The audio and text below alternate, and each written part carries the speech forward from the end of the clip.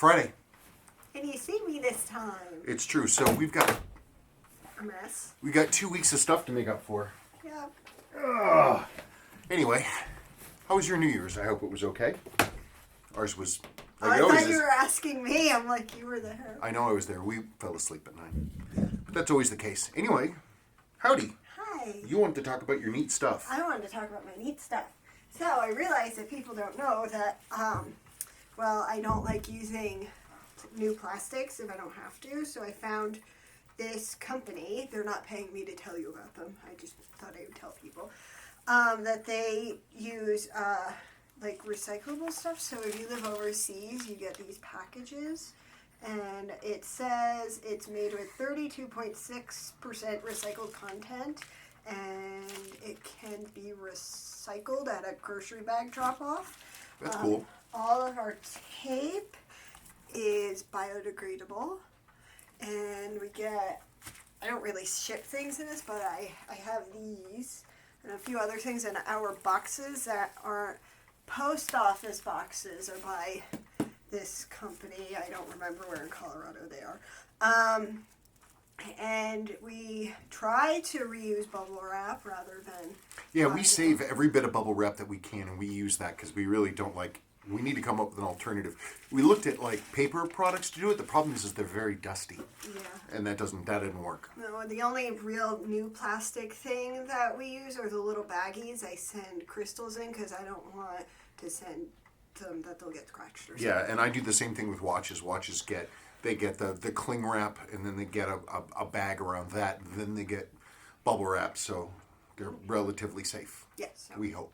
I just wanted to let people know the tape's biodegradable. Okay, so what's going on? 50 million questions. Yeah, I think there was one from Todd Shuck in the email too, or did you get that? I didn't get that. Oh well. I have a different one from him. Oh, you do? Yeah. Okay. I'm not starting at the... Kraken's at the door. Smicky Whack wants in. Hang on. While she's letting the cat in, I am going to be adding some more things to the website. I have some other watches cleaning stuff out. A lovely 38 millimeter. Is this a Molco? Yeah, 38 millimeter Molco moon phase. It's a mechanical watch. An old style Weiler dive watch, 36, and a Grand Quartz, Seiko Grand Quartz, super thin, super high accuracy. So at some point today, I'll get that up, depending on how things are going. I remembered I wanted to tell them what I got you for Christmas. Oh, I know, my mask.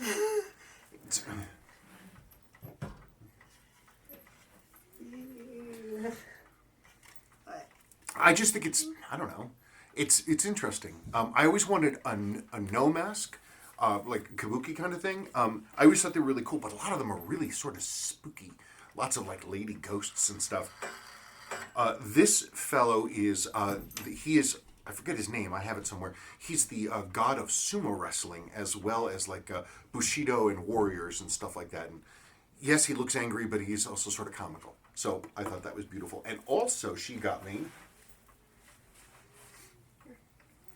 I forget, what's the name for this stuff?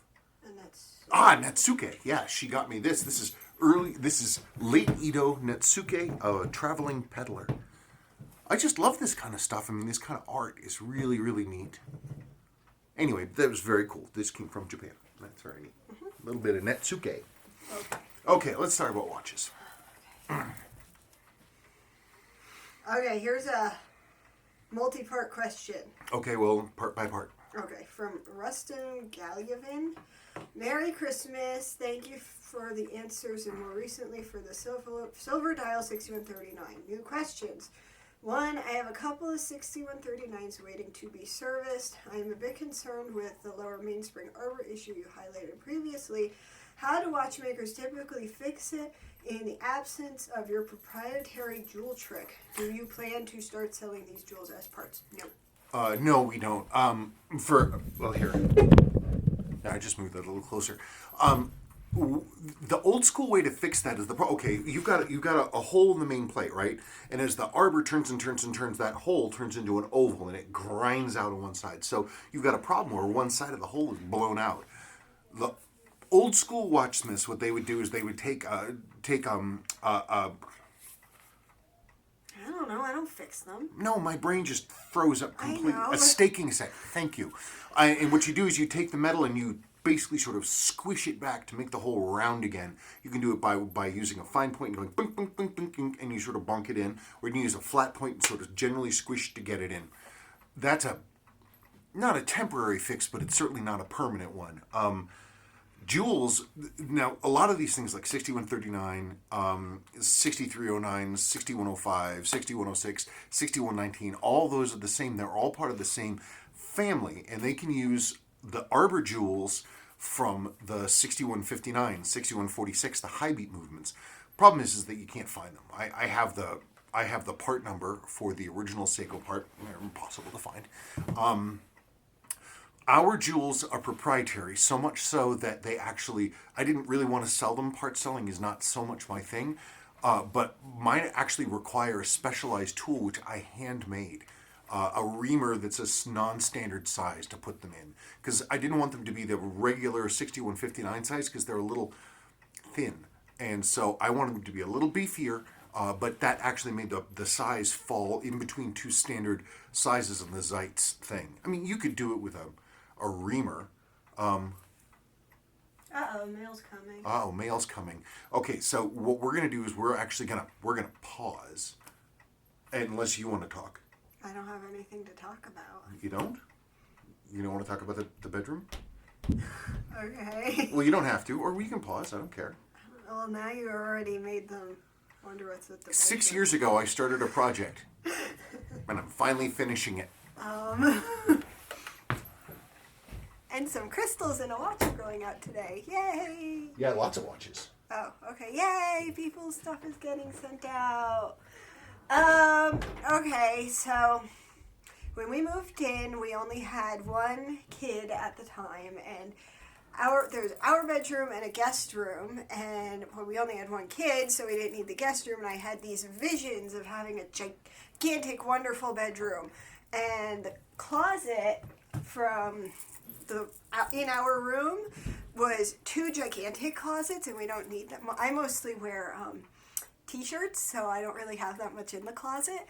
So we took out one closet, and then I wanted him to bust a hole in and then open it up so you could walk in the two rooms.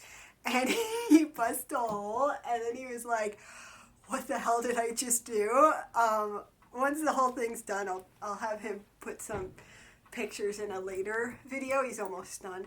And then he, rather than getting new drywall, he used the old drywall to patch the hole.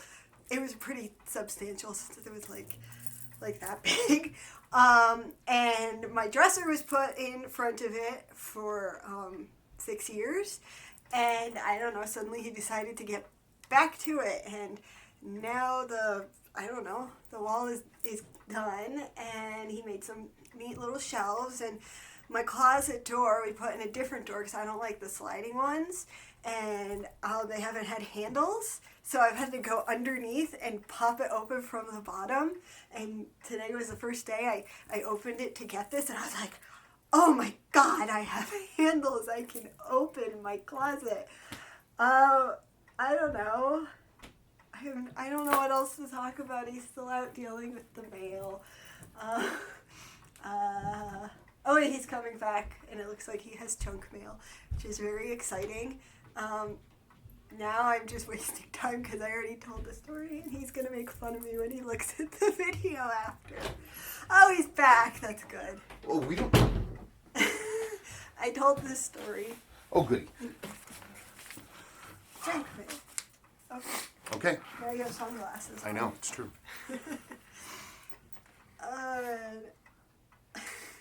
What? You're going to be like, what the hell when you watch my blathering? Well, whatever. What's the next part? The speed timer models of 6139 seem to have an upgraded 21 joule instead of standard 17 joule. Do these extra 4 joule include the lower mainspring arbor? No, not at all. Seiko, for some reason, decided to never address that. Instead, they put in optional extra things like diafix settings. and like an extra jewel in the oscillating in the framework with ball bearing, the oscillating bridge for the winding weight. But no, not that one. Literally, the only ones they're going to have are the high beats, and the only reason they have them is because they have a higher strength mainspring that is more prone to causing wear, and so Seiko put a jewel in there. Why are 6139As harder to service than the Bs? They aren't. Okay. And Well, no, that's actually, I'm sorry, that's not quite true. The A versions and the B versions, they had the one tweak that was really different is that on the A's, the hammer post that it sits on is fixed. And so if the faces of the hammer wear, or if the cams, the heart wheel wear on either one of the minute counting wheel or the chronograph wheel, then you're going to get in a situation where it won't reset one or the other properly. The hand will kind of move around because there's slop in there because they're worn incorrectly. And so that would be a problem. You'd have to disassemble, pull the winding bridge, and pull the chronograph bridge, and pull the spring, the hammer spring, pull the hammer, and then manually work down one of the faces to bring it back into true, put it all back together, and see if it's right, and test it. Pain in the ass. So what they did for the B is they actually just made that an eccentric post with a slot on the top of it, and if it's out of adjustment, instead of having to take everything apart and file stuff, you just go and you just crank it over, and all of a sudden your play goes away. Sorry. So yes, but I wouldn't say it's harder. It's just something to be aware of. Okay, and then the last part people ask all the time, so I just thought we should address it.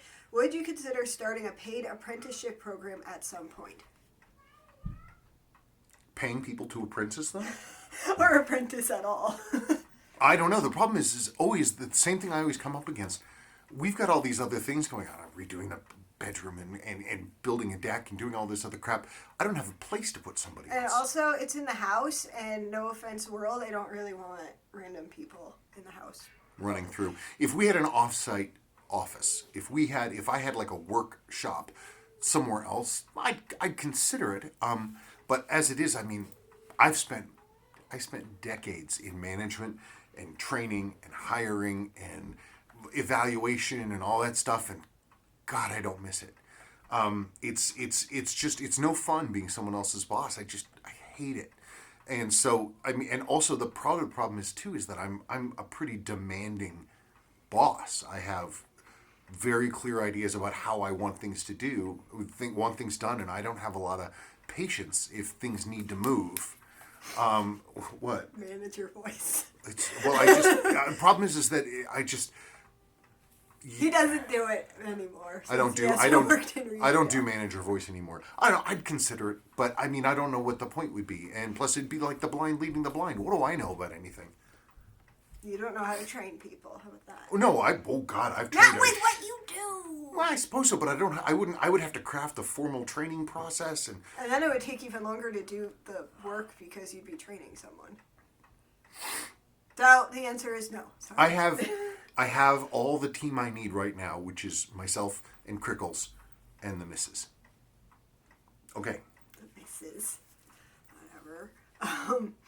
From Super Cruise. Spencer, thank you for sharing your knowledge of Seiko and watch repair with us. When you get back from the holidays, I would be interested in learning more about how you regulate watches. What positions do you regulate your watches? When is it good enough as far as plus or minus variance in various positions? Do you start with beat error first and then move to time regulation? Do any of the Seiko movements use an eccentric screw to perform fine adjustments to regulations? Thanks again, John. Last question first. Yes, a few. There are a few that use the fine adjust. The high beats do. They have an eccentric screw. Some of the Lord Marvel, like the 5200, the 56, the 56 higher end movements, they'll use them. Obviously, some of the King Seikos. When I'm putting a watch together and it's time for me to adjust it, first thing I do is I get rid of the beat error, and I get it just as tight as I can get it, and then I sit there and I look at it and I watch the numbers and I watch the amplitude. I want to see that amplitude come up nice and high, right where it's supposed to be, and then I'll start working on accuracies and getting flat. What's good enough? as good as I can get it, there are a lot of limitations to trying to get accuracy out of a standard old Seiko movement. I mean, there's limitations. A lot of them were plus or minus like 30 seconds a day, or some of the newer ones are plus or minus like 45 seconds a day, or plus 30 and minus 45 or something like that. And so people get an idea that you should be able to dial it into like, COSC standards, COSC, and that's like, you're really setting a high bar if you want to get it that high. I don't know. I do it. Dial up. My positions I always do is primary is dial up, dial down, and then pendant with the crown down, because those are going to be the positions that are the watch is mostly going to live in. And you try to average between those. But the key thing is amplitude. Pardon me. All the dust from upstairs is killing me. Amplitude. Without amplitude, if you have low amplitude, it's going to be much harder to regulate the watch. So, just like building a house, you got to start with the foundation. The foundation is properly servicing, so you get nice, good, clean, crisp, high amplitude. Once you do that, you kind of move forward. What? Well, nothing. I don't know what you're talking about. You don't? No. So we talk about amplitude all the time. I was joking this morning that whenever I start talking about things I think are interesting, that I sound like to her like the teacher on Charlie Brown. My brain doesn't work that way. Well, it's just nothing you're truly interested in. And I don't understand what you're talking about. It doesn't. Amplitude is how much power is running through the movement. Is that the up-down thingy, or is that the number? Oh, well, that's the number on the top. Right. But it's like, if you're looking at the number and the higher number, and I'm always like, look at the amplitude on this one. Because the better. I know that when it's like 280, you're like, woo! Woo, yeah. Because what that is, an amplitude is when the movement is clean and it's in good condition. You're not having power bleeding off into weird things. You're not having power bleed off because it's not lubricated or the movement's dirty. Or the pivots are worn, so you get wheels coming out of position and eating up power that way. So the higher amplitude you get up, that means that the watch is operating at its correct speed. And you have conquered all the little wear demons. Oh, there. That makes more sense. Years and years and years, and now I finally know. Okay, from Pondering Geek. Question for next time. What is your favorite movement and why? Thanks. Keep up the good work. Feel better. Happy holidays. What is my favorite movement? What one do you like working on the most? Oh, they're all fun in different ways. I always love seeing a 6105, especially when it's got a really worn lower mainspring arbor port, and I machine that out and put a jewel in, and you just see how clean it is after the fact, and it's so satisfying because it's a permanent fix, and this thing that bedevils the movement is fixed. Favorite movement. Honestly, there are some movements that are just a pleasure to work on. Let's see.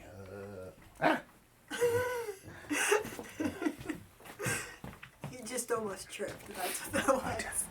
Honestly, this is going to sound crazy, but the 6619 movements, like this one, it's a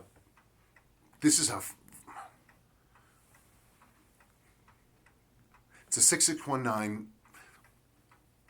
It has all the appearance of a Mac SOG Vietnam watch, and it's certainly from that era, and it shows all the signs of being that.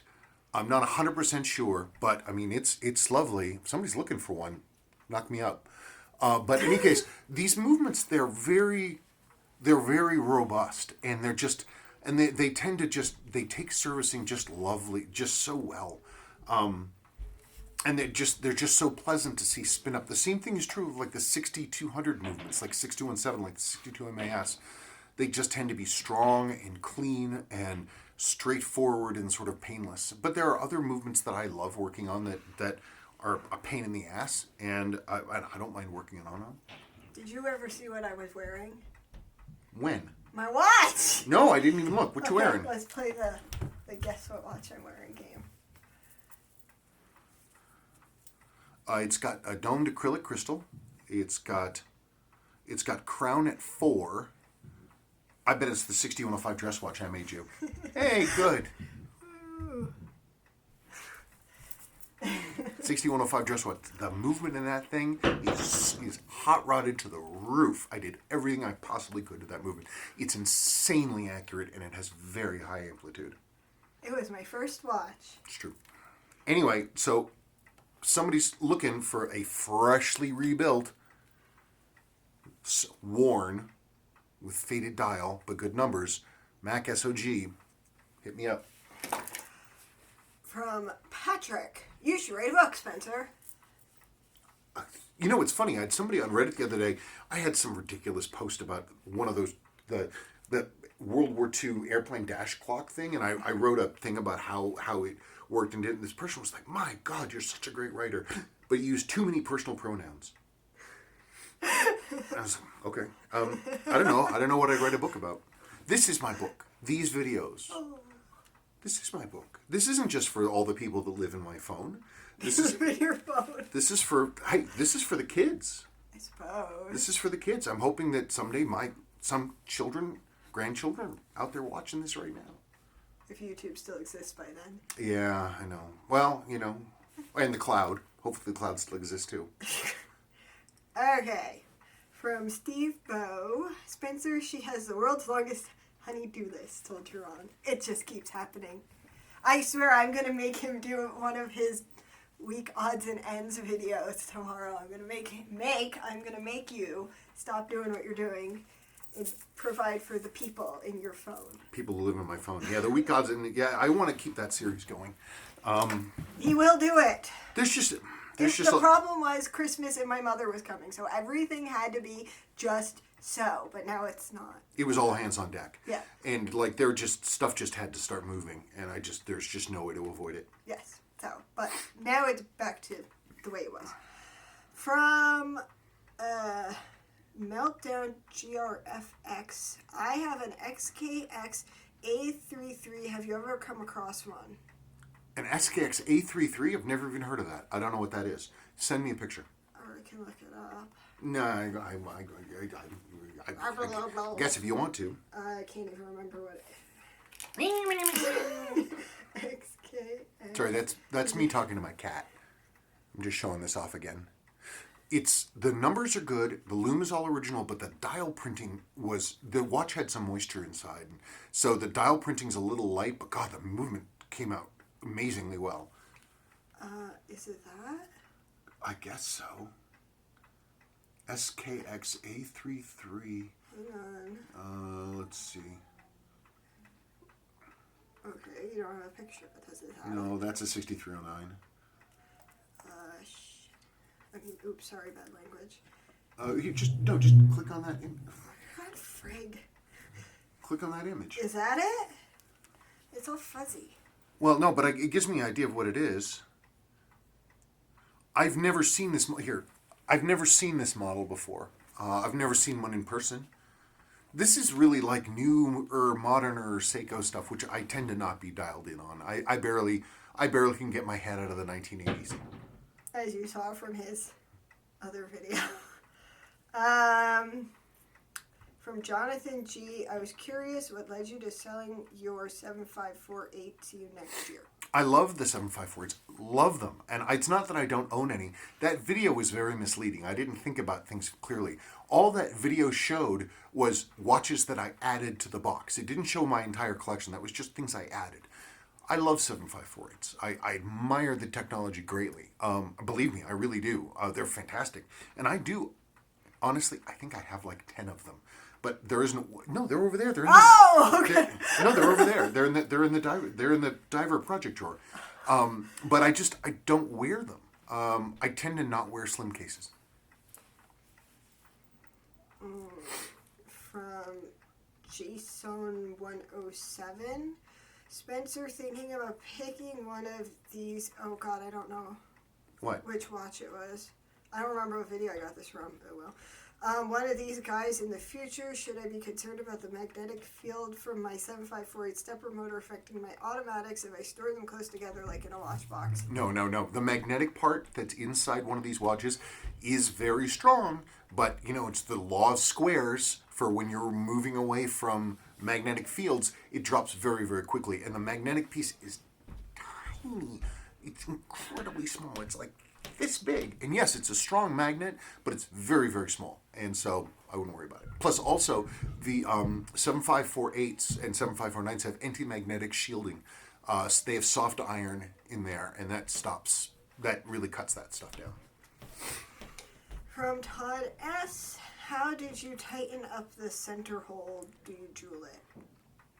Typically, yes, we're going to jewel it. If it's, if I'm in there and I'm doing that, we machine that out and we put it in a jewel. If it's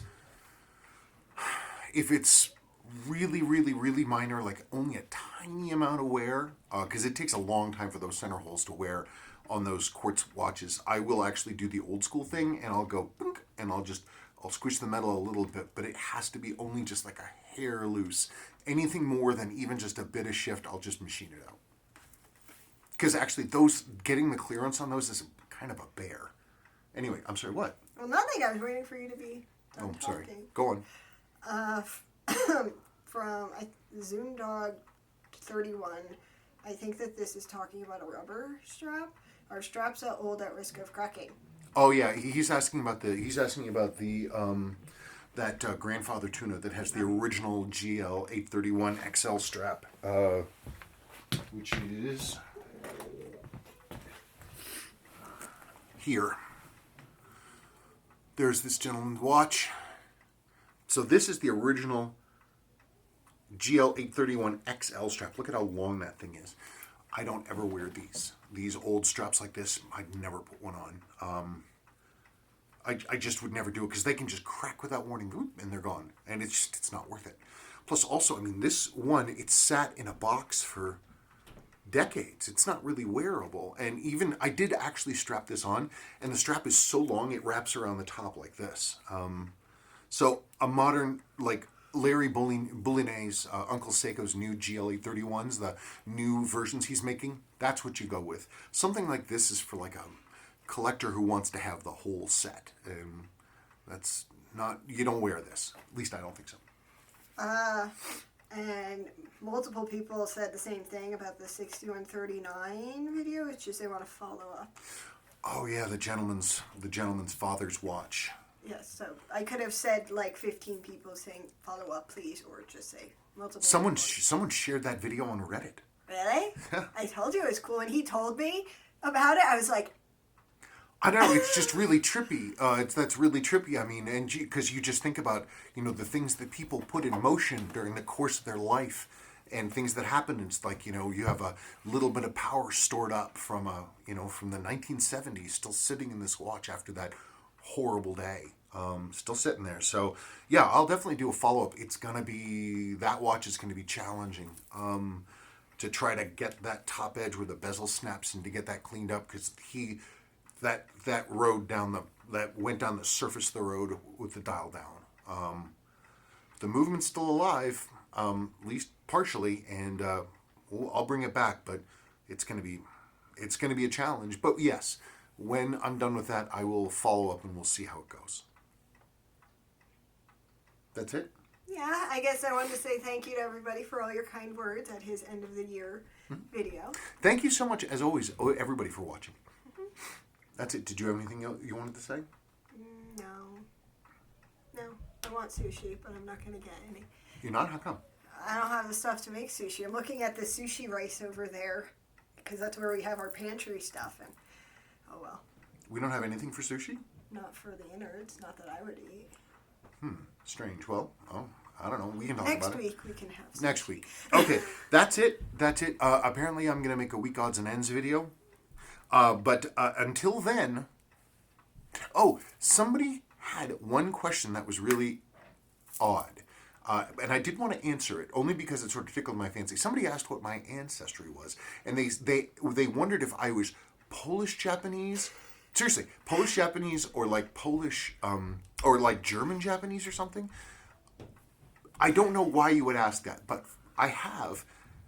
Because you have all this Japanese stuff everywhere. Well, I was wondering if it was because of that same thing that happened to Mom. One of my lines of ancestry is this one family called the Clarks, and the Clarks all have these heavily hooded eyelids, these big epicanthic folds on their eyes. My mom is especially so. Now, when she was engaged to my father, and they first met, my father's parents first met her. This was in the 1950s. And his grandmother was an immigrant. They were from Denmark. They didn't know anything. They were farmers from Denmark. I mean, she spoke with a thick Danish accent to the day she died, and she spent most of her life in this country because they still spoke the old language. But anyway, they'd never seen anything like Mom before, and they assumed that she was Chinese because of her eyes. Nope, I'm just dumb European mutt. The mash of everything you can imagine from Europe.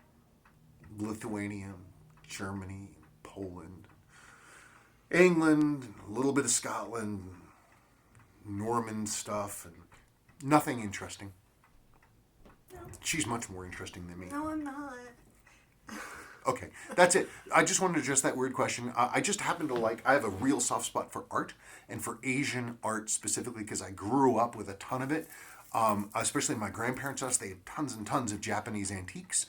Because an ancestor of mine went with Admiral Perry to Japan in the 1850s to open it up, to negotiate to open it up for trade. And so my grandparents' house was filled with Japanese stuff, and I grew up with a lot of traditional Japanese art. And also a large number of my family on one side are involved with the Peabody Essex Museum, which is also sort of all these traders and all this stuff. And so again, it was filled with all these Asian antiques. It was this sort of fusty, dusty little museum when I was a kid, and all this beautiful Japanese stuff. And so that's what I grew up with. That's what I'm used to. I'm not a weeaboo. I don't watch anime. No. None of that stuff. You did play Pokemon Go with Sadie, though. I did play Pokemon Go with Sadie because she enjoyed it, and it was fun. We went walking. But I've never been, besides watching like Murakami stuff, no. No, I didn't know. No. Okay, that's it. Thank you so much for watching this ridiculous video. And if you have any questions, I'm happy to answer them. Okay, bye. Bye.